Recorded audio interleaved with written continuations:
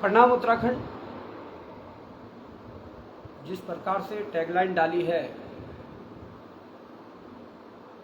कि युवाओं के जो संघर्ष की जीत है वो इस देवभूमि उत्तराखंड को नई उम्मीदें देंगी, और ये सच्चाई भी है। मैं अपने इस वक्तव्य के माध्यम से, अपने इस लाइव के माध्यम से प्रदेश के तमाम उन युवा साथियों को, जिन युवा साथियों ने अपने अपने स्तर पर प्रदेश के अलग अलग जिलों में, अलग अलग ब्लॉकों में, अलग अलग शहरों में, अलग अलग कस्बों में भर्ती घोटाला और पेपर लीक की जो लड़ाई लड़ी, मैं उन सबको धन्यवाद देना चाहता हूं, उन सबका साधुवाद देना चाहता हूं।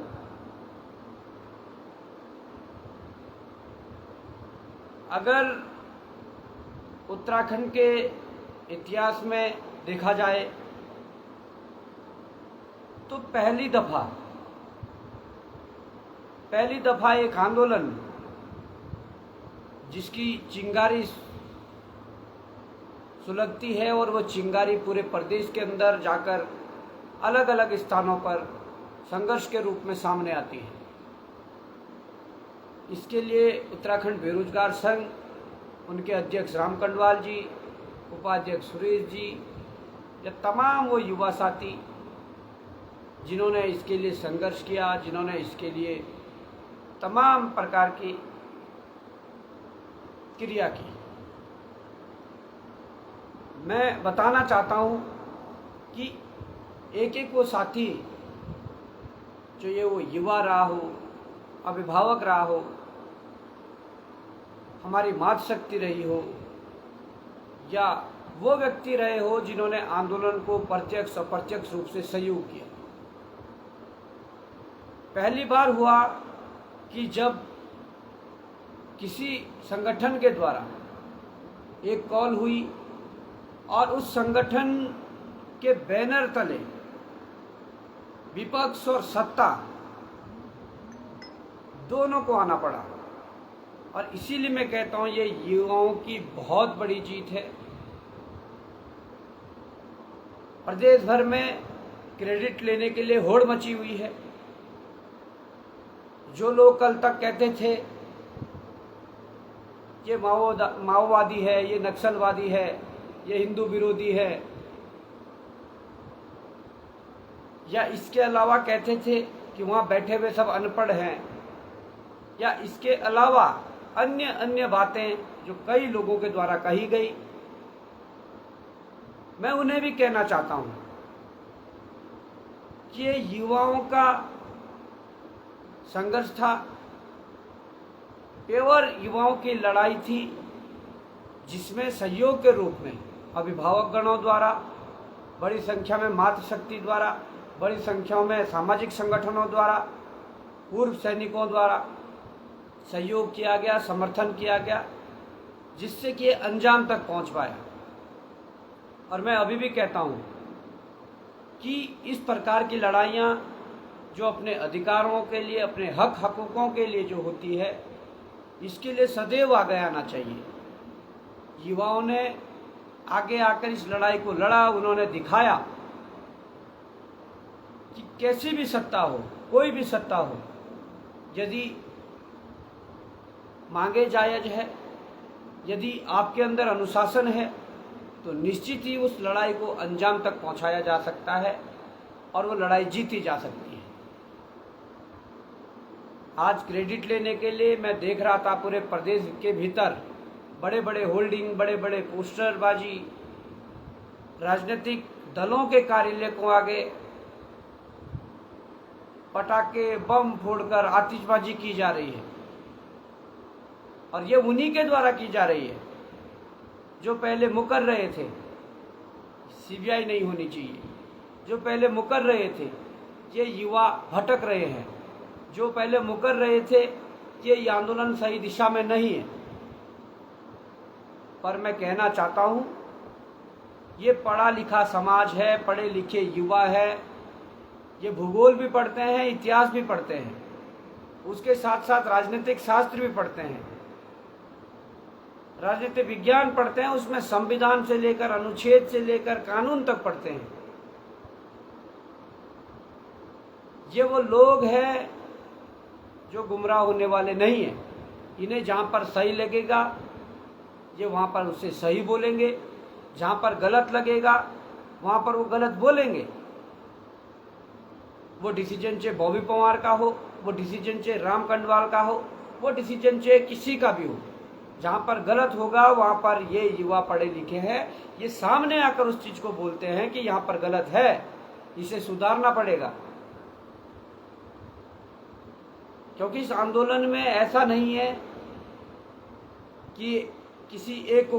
क्रेडिट जाता है, पर उत्तराखंड बेरोजगार संघ को क्रेडिट जाता है, उत्तराखंड बेरोजगार संघ के अध्यक्ष राम कंडवाल जी को क्रेडिट जाता है, और उत्तराखंड स्वाभिमान मोर्चा जो पहले दिन से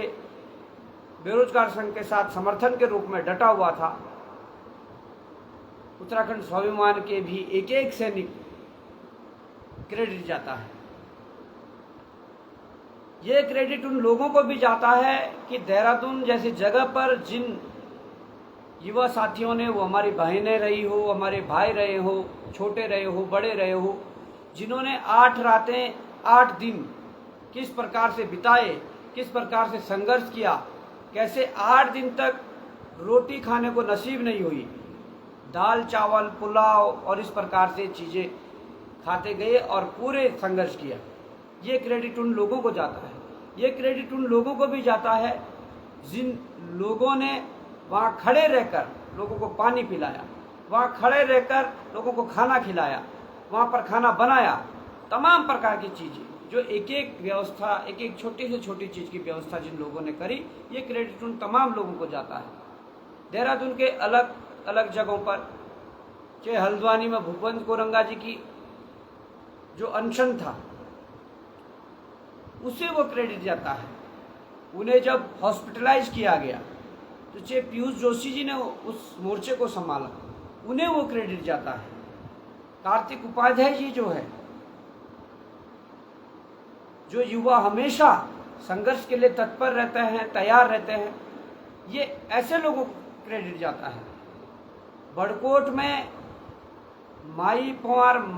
पवार माही भाई देहरादून आए थे, पहले दिन आंदोलन किया, एक दिन यहाँ रहे, दूसरे दिन सीधे बड़कोट की तरफ निकले और वहाँ पर टेंट गाड़ा और कर्मिक अनशन अनिश्चितकालीन के लिए शुरू किया। जब यहाँ पर धरने को स्थगित किया गया तो वहाँ उन्होंने स्थगित किया। ये क्रेडिट ऐसे युवाओं को जाता है। ऐसे बहुत नाम है प्रदेश के अंदर, मैं सबके नाम नहीं ले पाऊंगा, परंतु जो क्रेडिट लेने की जो होड़ मची हुई है, तो मैं कहना चाहता हूँ उन लोगों को कि ये क्रेडिट उन युवा शक्तियों को जाता है जिस युवा शक्ति ने वास्तव में अपनी लड़ाई को बहुत शिद्दत के साथ, बहुत ईमानदारी के साथ, बहुत निष्ठा के साथ, बहुत ही ज़्यादा मैं जिस चीज़ को कहूँगा अनुशासन के साथ लड़ी, ये उन्हें जाता है। इसमें जो भी मांगे थी, जो भी चीज़ें हुई,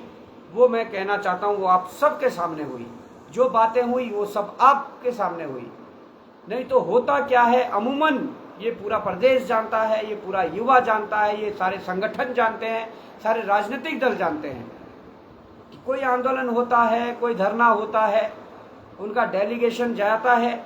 मुख्यमंत्री के पास, डीजीपी के पास, या मुख्य सचिव के पास, या अन्य राज्यपाल के पास, कहीं भी जाता है।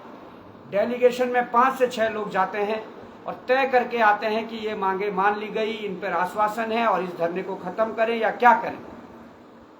पर हम लोगों ने ये फैसला लिया था कि जो 4 दीवारी के अंदर जो बातें होनी है,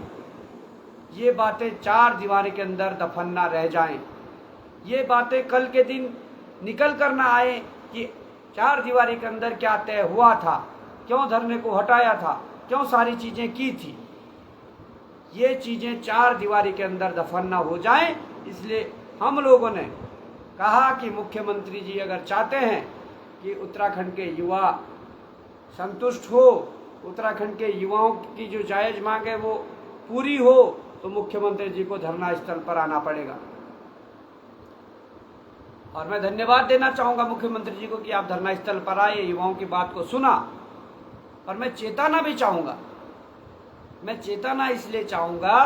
कि जो जो बातें आपने धरना स्थल पर आकर, आंदोलन स्थल पर आकर जो कही है, वो एक एक बात हजारों कैमरों ने रिकॉर्ड करी हुई है। वो एक एक बात हजारों आंखों ने अपने सामने देखी है। वो एक एक बात हजारों कानों ने अपने सामने सुनी है। तो मैं इसलिए चेताना भी चाहूँगा मुख्यमंत्री जी आपको कि बहुत अच्छी पहल है और बहुत अच्छा ये स्टेप था, परंतु सीबीआई की संस्तुति के लिए, सिफारिश के लिए आपने तत्काल वहीं पे किया। युवाओं के मुकदमे वापस लेने के लिए आपने वहीं पर चीज़ें कही। आरक्षी भर्ती में नियमावली संशोधन के लिए आपने बात कही। इसके अलावा परीक्षा निरस्त करने के लिए जो आपने प्रोसेस बताया कि कमेटी और एसआईटी के थ्रू जो आयोग को जो एक लेटर जाना है, उसके थ्रू जिस प्रकार से जो प्रक्रिया पूरी होनी है वो आपने बताया। तो मुझे लगता है कि उसे उत्तराखंड बेरोजगार संघ तो फॉलो ऑफ कर रहा है, पर आप भी इसको गंभीरता से सोचिएगा, आप भी इस पर नज़र बनाए रखिएगा, क्योंकि इन युवाओं ने 10 अक्टूबर तक का समय दिया है और ये वही युवा है जो युवा अपनी लड़ाई लड़ना जानता है। ये वही युवा है जो युवा प्रताड़ित है। ये वही युवा है जिन युवाओं ने इस परीक्षा के लिए 1.5 लाख से अधिक परीक्षार्थियों ने फॉर्म भरा था। ये 1.5 लाख व्यक्ति नहीं है, ये 1.5 लाख परिवार है, 1.5 लाख से अधिक परिवार है। इस बात को समझना पड़ेगा और आयोग को भी इस बात को समझना पड़ेगा कि इस परीक्षा में अब कुछ ऐसा रह नहीं गया जिससे कि आप इसको इग्नोर करो। कि इस परीक्षा नहीं की जा रही है कि अनावश्यक देरी बिल्कुल भी नहीं होनी चाहिए। मैं आयोग के जो अध्यक्ष हैं, जो आयोग के पदाधिकारी हैं, मैं उनको बताना चाहूँगा। इसलिए जितना जल्दी हो सके युवाओं की इस मांग को पूर्ण करें और 10 तारीख का जो समय दिया है उससे पहले पहले युवाओं को खुशखबरी मिले, युवा पढ़ें, लिखें और अपने भविष्य को संवारने में लगे।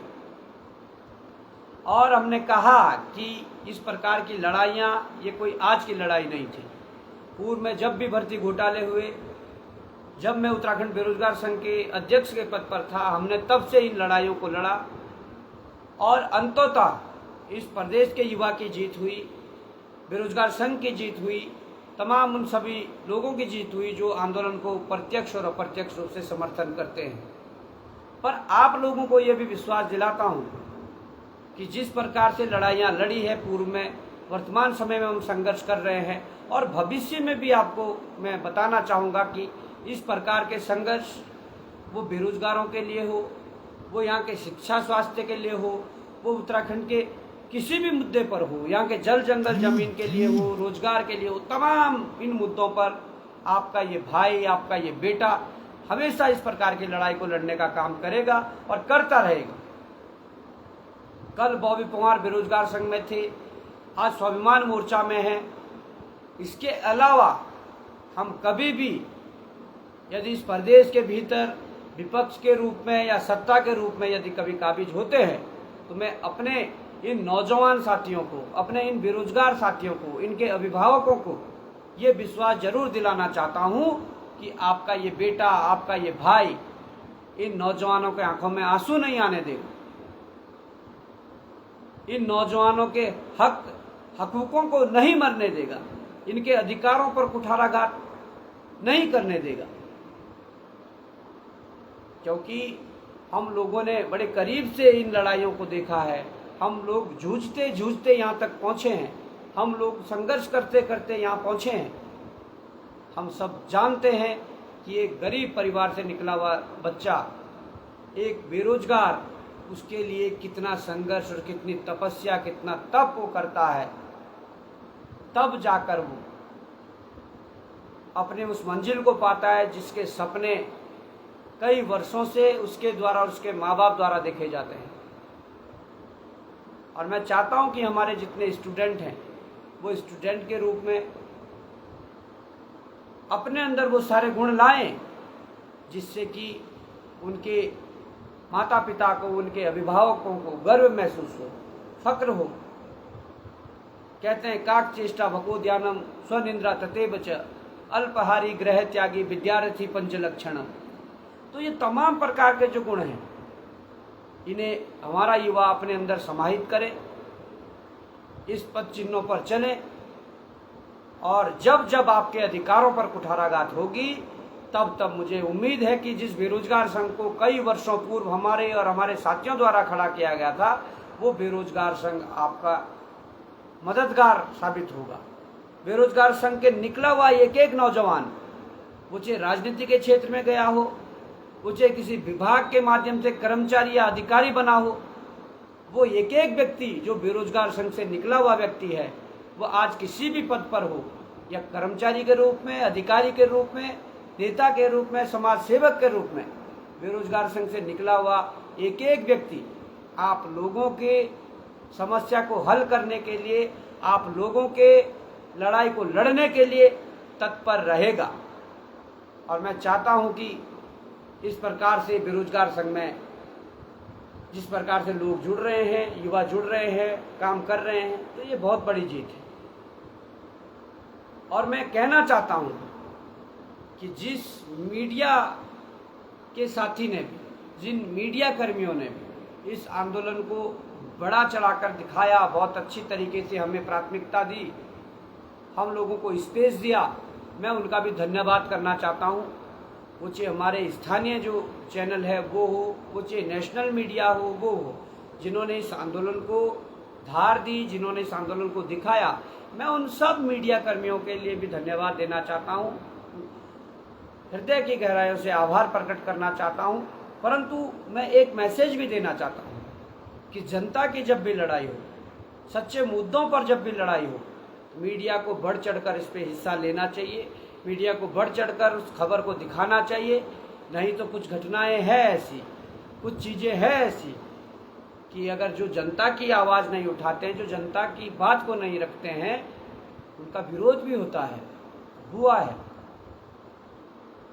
तो मैं ये कहना चाहता हूँ मीडिया के उन साथियों को जिन्होंने भी इस आंदोलन को, इस लड़ाई को दिखाया, इस लड़ाई को धार दी,